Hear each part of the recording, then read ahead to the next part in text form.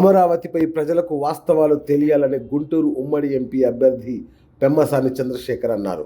రాజధాని అమరావతిలో కట్టడాల్ని పలువురు నేతలతో కలిసి పెమ్మసాని చంద్రశేఖర్ పరిశీలించారు. రాజధానిలో ఇన్సైడ్ ట్రేడింగ్ జరిగిందని జగన్మోహన్ రెడ్డి అబద్ధాలు చెప్పారని, 5 ఏళ్లలో ఒక్కటి కూడా నిరూపించలేదన్నారు. 125 కేంద్ర ప్రభుత్వ సంస్థలు, కంపెనీలు ఇక్కడికి వస్తే వాటిని అడ్డుకున్నారని, 10 లక్షల మందికి ఉద్యోగ ఉపాధి అవకాశాలు లేకుండా చేశారని విమర్శించారు. రాజధానిలో 5,000 టిడ్కో గృహాలు వృధాగా వదిలేశారన్నారు.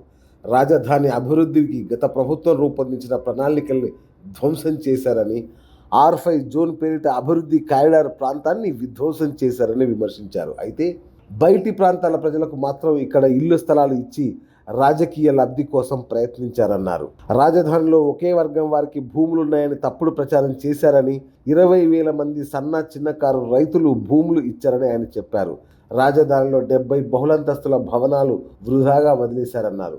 పనులు చేసిన కాంట్రాక్టర్లకు బిల్లులు ఇవ్వకుండా వదిలేశారని, నిర్మాణాలు జరుగుతూ ఉంటే 1,00,000 మందికి పని దొరికేదన్నారు. అంబేద్కర్ స్మృతివనం కోసం ఉద్దేశించిన ప్రాంతాన్ని నాశనం చేశారని మండిపడ్డారు.